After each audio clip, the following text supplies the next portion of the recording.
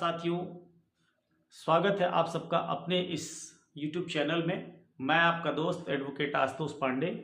साथियों, आज हम बात करने वाले हैं इंफॉर्मेशन टेक्नोलॉजी एक्ट सन 2000 के बारे में। आज हम लोग विस्तृत रूप से जानेंगे कि इंफॉर्मेशन टेक्नोलॉजी एक्ट क्या है, इसकी ज़रूरत क्यों पड़ी और इसमें कौन कौन से मुख्य पॉइंट्स हैं, कुल कितनी धाराएं हैं और कौन कौन सी प्रमुख धाराएं हैं जिनके तहत हम सुरक्षात्मक दृष्टिकोण अपनाते हैं, कानून में उनकी क्या व्यवस्था दी गई है और किस प्रकार के साइबर क्राइम के लिए किस प्रकार का दंड दिए जाने का प्रावधान किया गया है। यानी कि आज हम देश के अंदर बहुत तेजी से होने वाले heinous crime, heinous offence, cyber crime जिसे कहते हैं, उसके विभिन्न भागों को समझने वाले हैं, क्योंकि यह एक अवेयरनेस वीडियो है दोस्तों। और इस वीडियो के माध्यम से आप सभी लोगों को साइबर क्राइम के बारे में पूरी जानकारी मिलने वाली है। तो इस वीडियो पे अंत तक जुड़े रहिएगा, क्योंकि आज मैं आप सबको यह बताने वाला हूं कि किस किस तरीके से साइबर क्राइम को अंजाम दिया जा रहा है और साइबर क्राइम से बचने के उपाय क्या हो सकते हैं। भारत सरकार की एक अहम पहल है जिसमें उसके माध्यम से टीवी न्यूज़ में और एडवर्टीजमेंट के माध्यम से भी देश की जनता को अवेयर करने का प्रयास किया जा रहा है। लेकिन सही पूछा जाए तो उनके एडवर्टीजमेंट का जो तरीका है वो हायर सोसाइटी और पढ़े लिखे लोगों के लिए है। मैं आज आपको बिल्कुल ही सरल भाषा में साइबर कराऊंगा, यानी परिचित कराने वाला हूं। अगर आप एक इलिटरेट आदमी हैं, इलिटरेट हैं, अशिक्षित भी हैं, तो भी आप इस वीडियो को देखने के बाद ये जानने वाले हैं कि वाकई में साइबर क्राइम क्या है और साइबर क्राइम से कैसे बचा जा सकता है और कौन कौन सी वो विधाएं हैं जिसके माध्यम से जो क्रिमिनल्स हैं इंफॉर्मेशन टेक्नोलॉजी के माध्यम से, साइबर के माध्यम से, इंटरनेट के माध्यम से कैसे हमारे और आपके बीच में रहते हुए हम सबको ट्रबल कर रहे हैं, परेशान कर रहे हैं, कैसे हमारे खाते से रुपए चुरा ले रहे हैं, हमारी महत्वपूर्ण जानकारियां चुरा ले रहे हैं। इन सब चीज़ों के बारे में हम लोग विस्तृत रूप से आज जानने वाले हैं। तो दोस्तों, शुरू करते हैं इस वीडियो को। इस वीडियो को शुरू करने से पहले मेरा निवेदन है कि अगर आप इस चैनल पे पहली बार आए हैं तो निश्चित रूप से इस चैनल को सब्सक्राइब कर लें, बेल आइकन प्रेस करें और यदि वीडियो अच्छी लगे तो लास्ट में इसे शेयर भी करें और लाइक भी करें और कमेंट में सेक्शन में बताएं कि हमारी वीडियो कैसी लगी। दोस्तों, सबसे पहले तो हम इस चीज़ को समझते हैं, साइबर क्राइम या IT एक्ट सन 2000 कब पास हुआ था। तो दोस्तों बता दूं कि 9 जून 2000 को, जून 9 सन 2000 को पार्लियामेंट के द्वारा इस बिल को पास किया गया था। इंफॉर्मेशन टेक्नोलॉजी एक्ट सन 2000 के नाम से इसे हम सभी इलेक्ट्रॉनिकली पेमेंट को बढ़ावा देने के उद्देश्य से, यानी कि पेमेंट मोड को इलेक्ट्रॉनिक तरीके से बढ़ावा देने के लिए इस एक्ट का प्रादुर्भाव हुआ था। इस एक्ट की आवश्यकता पड़ी थी कि जब हम इलेक्ट्रॉनिकली अगर हम किसी को पेमेंट करते हैं तो साइबर अपराध की आशंका बढ़ जाती है, साइबर अपराध के चांसेस बढ़ जाते हैं देश में। तो ऐसी स्थिति में नागरिकों को, सिटीजन्स को सुविधा देने के लिए, यदि उनके साथ कोई फ्रॉड होता है, उनके साथ किसी भी प्रकार की मिसहैपनिंग होती है इस तरह की साइबर से रिलेटेड, तो उसमें अभियुक्त के लिए या अपराधियों को दंडित करने के उद्देश्य से उन और नागरिकों को सुरक्षा देने के, मतलब आर्थिक सुरक्षा प्रदान करने के उद्देश्य से इस एक्ट का गठन किया। इसके प्रमुख भाग जो हैं उसमें आता है हैकिंग जिसे कहते हैं अनधिकृत नियंत्रण। अनधिकृत नियंत्रण होता है जिसे कहा जाता है unauthorised access to a computer system और नेटवर्क, यानी कि अनधिकृत रूप से किसी के कंप्यूटर सिस्टम को या नेटवर्क को एक्सेस कर लेना, नियंत्रित कर लेना, इसे हैकिंग कहते हैं। आपने सुना होगा कि मेरा मोबाइल हैक हो गया, मेरा कंप्यूटर हैक हो गया, या बैंक ट्रांजैक्शंस हैक हो रहे हैं। किसी भी प्रकार के कंप्यूटर सिस्टम को अनधिकृत रूप से, जिसे ऑथराइजेशन नहीं है, जिसे अधिकार नहीं है उसे एक्सेस करने का, उसे नियंत्रित करने का, अगर इस प्रकार का कोई कार्य किया गया है किसी के साथ, तो उसे कहते हैं अनधिकृत नियंत्रण करना, यानी हैकिंग करना। दूसरा आता है दोस्तों आइडेंटिटी थेफ्ट। आइडेंटिटी थेफ्ट में यानी पहचान चुराने की जो बात की गई है, इसके लिए सेक्शन बनाया गया है 66C आईटी एक्ट का। आईटी एक्ट सन 2000 के 66C में इसकी व्यवस्था दी गई है, स्टीलिंग समवन्स पर्सनल इंफॉर्मेशन, यानी कि यदि कोई व्यक्ति अगर आपके पर्सनल इंफॉर्मेशन को, व्यक्तिगत जानकारियों को चुराने का प्रयास करता है, तो उसके ऊपर सेक्शन 66C अधिरोपित किया जाएगा और इसके तहत दिए गए प्रावधानों के अनुसार उसे दंडित करने का प्रावधान दिया गया है। तीसरा आता है दोस्तों फिशिंग। जनरली फिशिंग शब्द एक ऐसा है, बहुत ही कंफ्यूजियस है, जिससे मिडिल क्लास फैमिली या जो इंग्लिश के बहुत ज़्यादा जानकार नहीं है, उन्हें ये लगेगा कि फिशिंग फिश मतलब होता है मछली, और मछली पकड़ने की क्रिया को फिशिंग कहते हैं। नहीं, इससे फिशिंग से मतलब है धोखे से निजी जानकारी चुराना। धोखे से किसी की निजी जानकारी को चुरा लेने को फिशिंग कहा जाता है।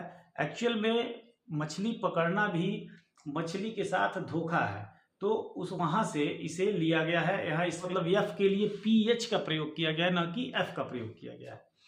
तो इसका ये है अर्थ, sending fraudulent emails that appears to be from a legitimate organisation, यानी कि जब आपके पास कोई फ्रॉड ईमेल आता है और आपको लगता है कि ये किसी वैध ऑर्गेनाइजेशन से, यानी किसी की लीगल ऑर्गेनाइजेशन से यह मेल प्राप्त हुआ है, और आप उस पर जब अपनी प्रतिक्रिया देते हैं तो आपकी पर्सनल जानकारियां, यानी व्यक्तिगत जानकारियां उनके पास पहुंच जाती हैं, और इन जानकारियों को इकट्ठा करने के लिए उधर से फ्रॉड किया गया है, उधर से पहचान छुपाई गई है, इसलिए इसे धोखा दिया गया है, इसलिए इसे फिशिंग कहते हैं। फिशिंग यह इसमें सेक्शन 66E के में दिए गए प्रावधानों के हिसाब से उसे दंडित करने की व्यवस्था दी गई है। चौथा आता है दोस्तों साइबर स्टॉकिंग।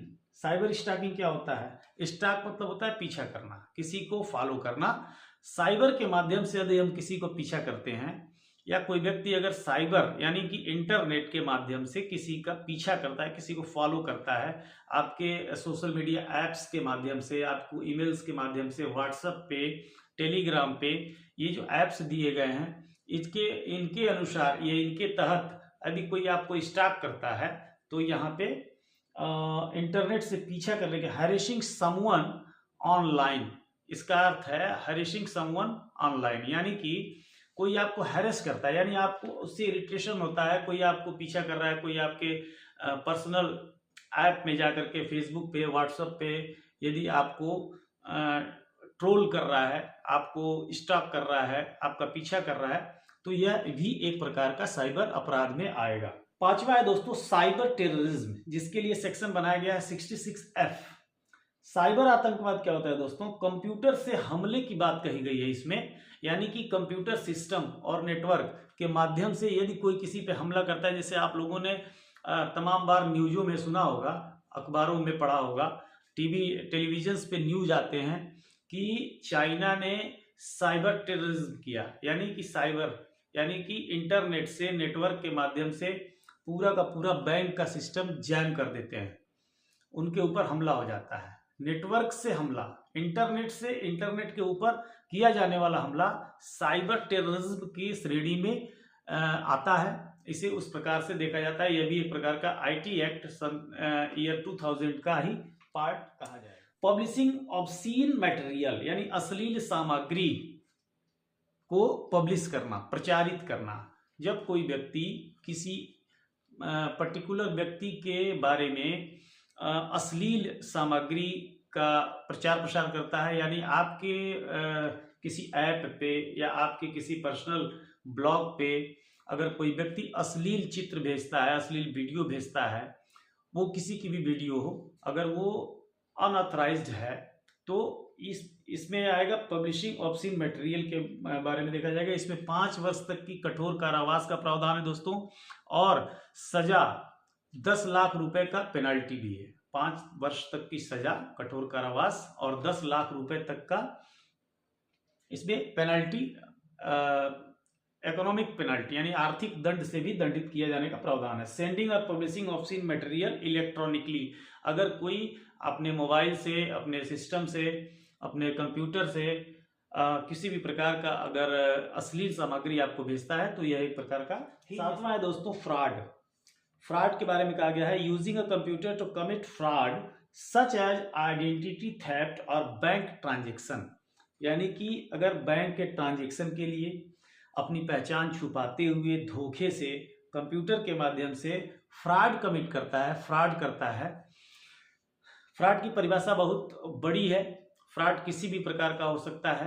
आर्थिक रूप से फ्रॉड किया सकता है, आपकी मूवेबल या इमूवेबल प्रॉपर्टी को हड़प लेने के उद्देश्य से अरेस्ट किया जाता है, तो ये फ्रॉड की श्रेणी में आता है, जिसके लिए एक बहुत ही फेमस आईटी एक्ट का सबसे फेमस जो सेक्शन है 66D, 66D के तहत इसमें किन्हीं मामलों में आजीवन कारावास तक की सजा का प्रावधान दिया गया है। ये आईटी एक्ट सन 2000 का सबसे ही फेमस एक्ट है, जिसे जनरली अधिरोपित कर दिया जाता है। अगर आपके प्रार्थना पत्र में यह दर्शाया गया हो, आपके एप्लीकेशन में या एफआईआर में यह दर्शाया गया हो कि आपके साथ इस प्रकार का फ्रॉड किया गया है। दोस्तों आठवां आता है unauthorise access, accessing a computer system without unauthorisation, यानी कि अगर आपको कंप्यूटर सिस्टम का ऑथराइजेशन नहीं है इसे चलाने का और उसे अननेसेसरली अनऑथराइज्ड होते हुए भी उसे एक्सेस किया जाता है, तो ये आता है अनऑथराइज एक्सेस के तहत। एक्सेस आपने अगर किसी का कंप्यूटर एक्सेस कर लिया तो आता है दोस्तों। 9वां नंबर पे है स्टीलिंग कंप्यूटर सोर्स कोड। ये सबसे इंपॉर्टेंट है, इसे समझना बहुत जरूरी है, ये बहुत ही माइन्यूटली इसे समझना पड़ेगा, क्योंकि कंप्यूटर सोर्स कोड जो होता है ये कंप्यूटर या किसी सिस्टम का सबसे मूलभूत या एक प्रकार का कोड होता है जो कंप्यूटर जनरेट करते समय, कंप्यूटर बनाते समय C++ में या पाइथन लैंग्वेज में इसको बना करके कंप्यूटर में सेव किया जाता है।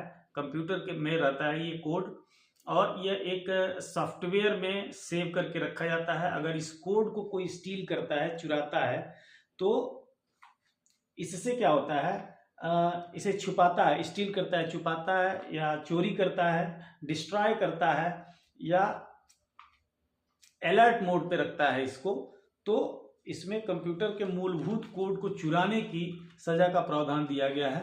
यह भी एक प्रकार का दोस्तों हीनियस ऑफेंस में आता है।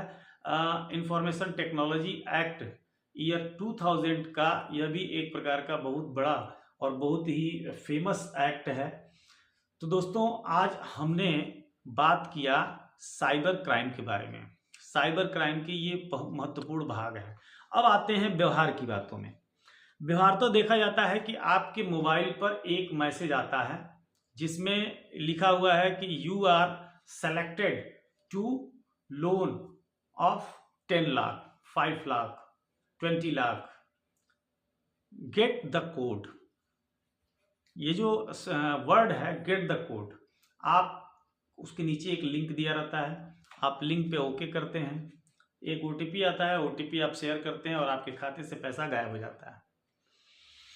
दूसरा तरीका जो आज के समय में चल रहा है, आपके मोबाइल पे फोन आता है और कहा जाता है कि आपने एक बहुत बड़ी लॉटरी जीती है, आपका मोबाइल शॉर्ट लिस्टेड किया गया है मोबाइल नंबर, और इस शॉर्ट लिस्टेड मोबाइल नंबर के माध्यम से आपको एक कोड भेजा जाएगा।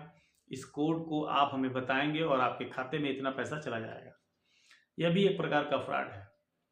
बिना किसी ऑथराइज्ड बैंकर के, बिना किसी ऑथराइज्ड गवर्नमेंट एम्प्लॉय के आप अपना ओटीपी किसी को नहीं बताएंगे। आप उसे जानेंगे कैसे कि ये ऑथराइज्ड है? जब आप उसे ट्रू कॉलर पे डालेंगे तो ट्रू कॉलर पे आपका नाम, आपका नंबर, जो भी जिस नंबर से आपको फोन आया पहले तो वहां पे आप चेक करेंगे। दूसरे नंबर पे आप अपने ब्रांच को फोन करेंगे कि मुझे इस प्रकार का नंबर से फोन आया था, इस प्रकार की बात कही जा रही है।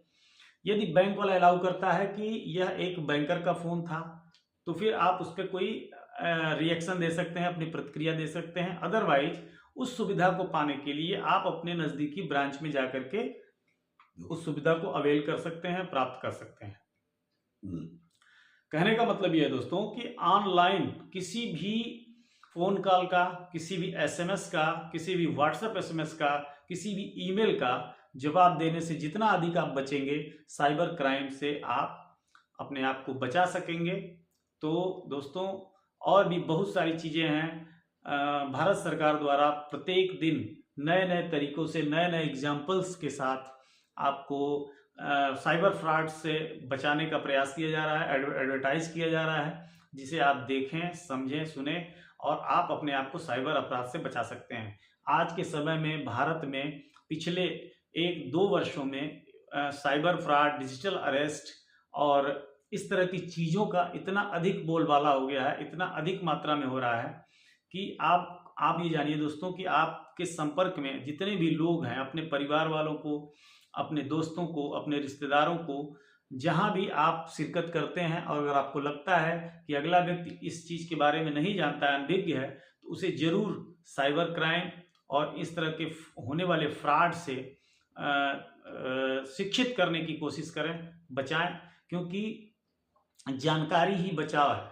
भारत सरकार का एक स्लोगन है, जानकारी ही बचाव है। यदि जितने अधिक से अधिक लोग इस चीज़ के बारे में जानेंगे, अपने आप को सुरक्षित रख सकेंगे और आर्थिक रूप से वो सुरक्षित रहने में आप उनकी मदद कर सकते हैं। तो दोस्तों इस वीडियो में सिर्फ इतना ही। फिर अगले वीडियो में आपसे जरूर मुलाकात होती है। धन्यवाद। जय हिंद।